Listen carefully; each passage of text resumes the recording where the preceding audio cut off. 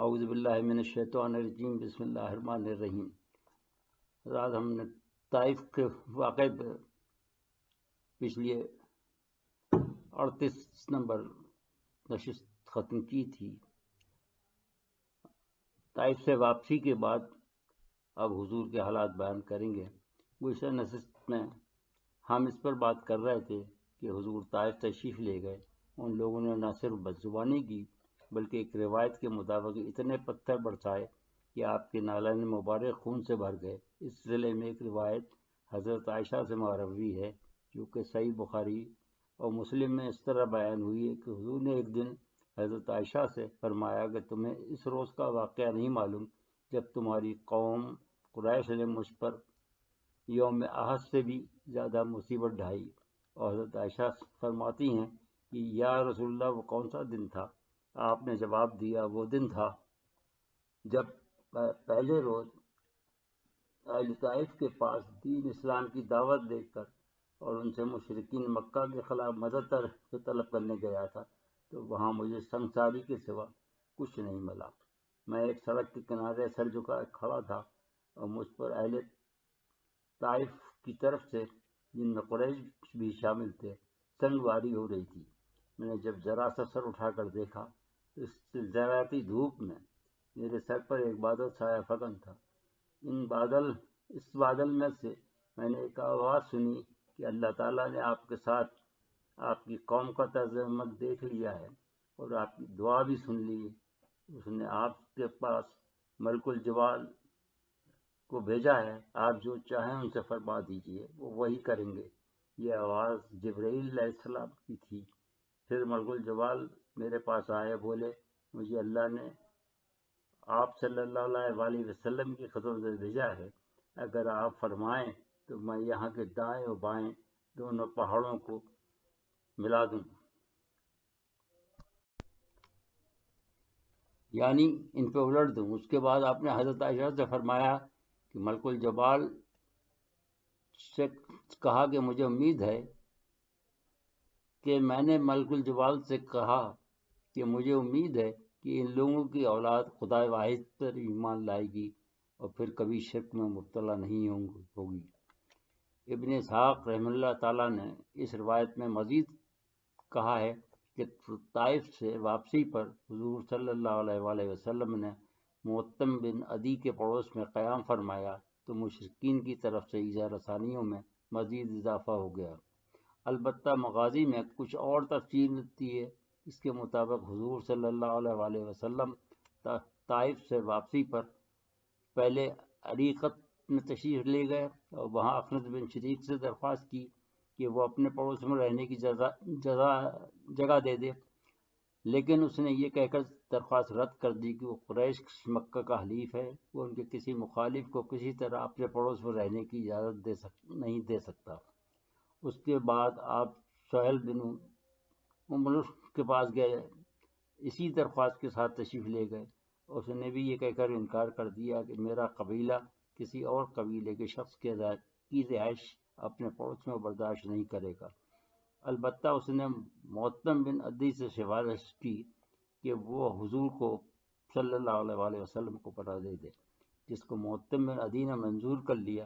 لہذا اس نے اپنے بیٹوں سے کہا کہ ہتھیار لگا کر حرم میں جاؤ۔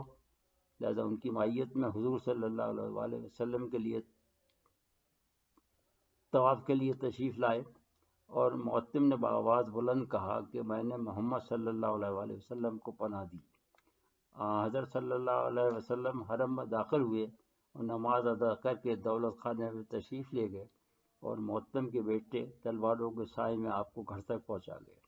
معتم کفر کی حالت میں بدر سے پہلے انتقال فرما گئے۔ حضرت حسان بن ثابت رضی اللہ تعالیٰ عنہ نے ان کا مرثیہ لکھا ہے، جو کہ دربار رسالت کے شاعر تھے۔ زرقانی نے یہ مرثیہ بدر کے واقعے میں نقل کیا ہے۔ اس پناہ کے مل جانے کے بعد حضور کو قریش کے شر سے تھوڑی نجات ملی، جو کہ حضرت ابو طالب کے انتقال کے بعد ختم ہو گئی تھی۔ تو حضور صلی اللہ علیہ وسلم نے پھر قبائل کو دعوت دینا شروع کر دی۔ جب حج کا زمانہ آتا حضور قبائل کے پاس جاتے، کیونکہ مکہ کے اطراف میں آ کر اترتے تھے اور ایک ایک کو اسلام کی دعوت دیتے۔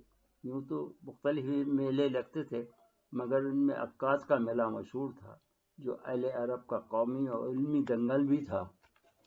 اس میں جو قبائل شرکت کرتے تھے وہ بنو عامر، محارث، فزارہ، غسان، مرہ، سلیم، حنیفیہ، سلیم، ابس، بنو نضر، کندہ، کلب، حارث، ازرا اور ہزارمہ مشہور اور بڑے قبائل تھے۔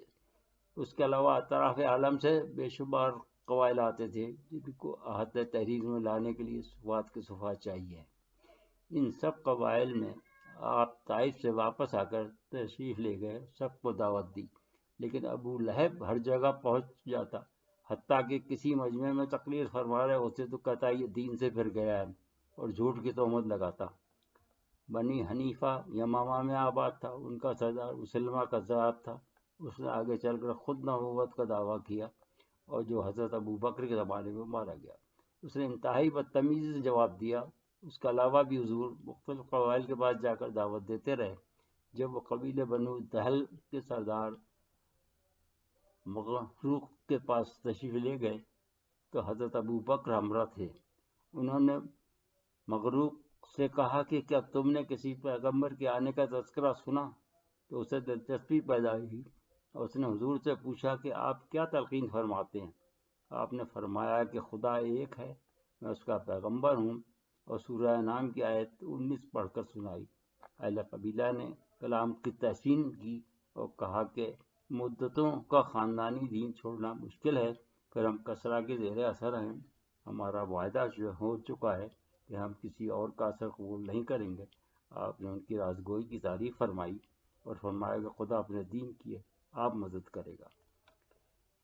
قبیلہ بنو عامر میں جب تشریف لے گئے تو آپ کی تقریر سن کر اس نے اہل قبیلہ سے کہا کہ اگر یہ شخص میرے ہاتھ آ جائے تو ہم تمام عرب پر حکومت کر سکتے، لہذا سنیں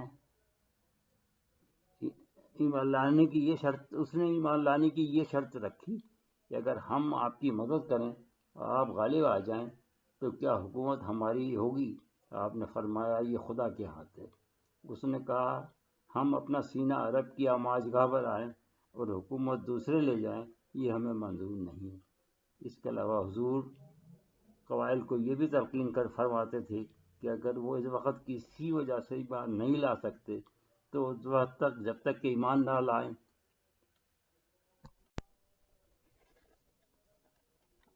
کم از کم اخلاقی حمایت کریں۔ اس سے قریش کے علاوہ دوسرے قبائل میں مخالفت کم ہونے لگی، مگر کفار کو یہ بھی گوارا نہ تھا۔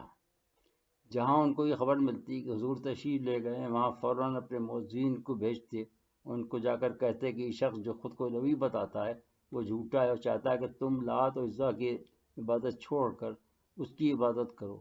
جب کوئی ان سے پوچھ لیتا کہ تم انہیں امین کیا کہتے ہو، صادق کہتے ہو، تو بغلے جھانکتے ہو، جھوٹ کا وہ ثبوت مانگتے تو سوائے نبوت کے دعوے کے کچھ نہیں پاتے۔ اس طرح مسلسل تبلیغ سے اطراف کے قبائل میں حضور کا وقار بڑھتا چلا گیا۔ کچھ تو ایمان بھی لے آئے، جو نہ لا سکے وہ ہمدردوں میں شامل ہو گئے۔ اس طرح اطراف میں مخالفت بتدریج کم ہونے لگی، کیونکہ وہ اہل قریش کی زیادتیوں سے تنگ تھے۔ اب انہیں حضور صلی اللہ علیہ وآلہ وسلم کی شکل میں نجات دہندہ دکھائی دے رہا تھا، اس لیے جو لوگ بظاہر قریش کے زیر اطاعت تھے اور حلیف تھے وہ بھی اندرونی طور پر حضور کے معاون اور کامیابی کے لیے دعا گو تھے۔ مگر اہل مدینہ کا ایمان لانا وہ تاریخ ساز واقعہ تھا جس کے بعد اسلام کو وسائل اور امن گاہ میسر آ گئی۔ اس کا ذکر ہم بعد میں کریں گے۔ اس سے پہلے جنہوں کے ایمان لانے کی بات کرتے ہیں، یہ واقعہ طائف سے واپس آنے کے فوراً بعد پیش آیا، جب حضور بنی ثقیف کی بھلائی سے نا امید ہو کر مکہ تشریف لائے تو آپ صلی اللہ علیہ وسلم مقام نزلہ میں تھے۔ رات کو جب آپ نماز پڑھنے لگے تو آپ کے پاس سے جنوں کی وہ جماعت گزری جن کا ذکر سورہ جن میں ہے۔ اللہ تعالیٰ نے فرمایا اس کے مطابق وہ 7 جن تھے جو کہ نصیبین کے رہنے والے تھے۔ وہ تلاوت سنتے رہے اور جب آپ نے نماز سے فراغت پائی تو وہ اپنی قوم کی طرف چلے گئے. انہوں نے ڈرایا اور خود بھی ایمان سے سرفراز ہوئے. جو کچھ سنا تھا اسے قبول کیا. اس کی تفسیر اللہ تعالیٰ نے سورہ جن میں بیان کی ہے اور مفسرین نے اس کی تفسیر بھی بہت طویل کی ہے. مختصر یہ کہ وہ جماعت اپنے سرداروں کے ایما پہ یہ جاننے نکلی تھی کہ آسمان میں جو تبدیلیاں واقع ہوئی ہیں اس کی وجہ کیا ہے.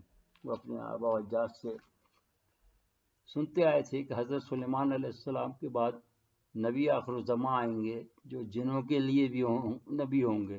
لہذا ان کے اکابر نے کئی جماعتیں بھیجی تھیں.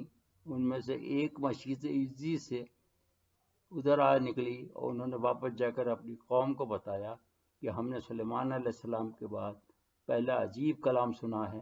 تب ان کے اکابرین دوبارہ حضور کی خدمت میں مشرف باسلام ہونے کے لیے آئے اور متعدد روایات کے مطابق اس مقام پر جہاں آج کل مسجد جن ہے حضور صحابہ کرام کے ساتھ تشریف لائے. صحابہ کو ایک دائرہ کھینچ کر اس کے اندر بٹھا دیا. پھر خود اجنہ کی طرف تشریف لے گئے اور ان کو مشرف باسلام فرمایا.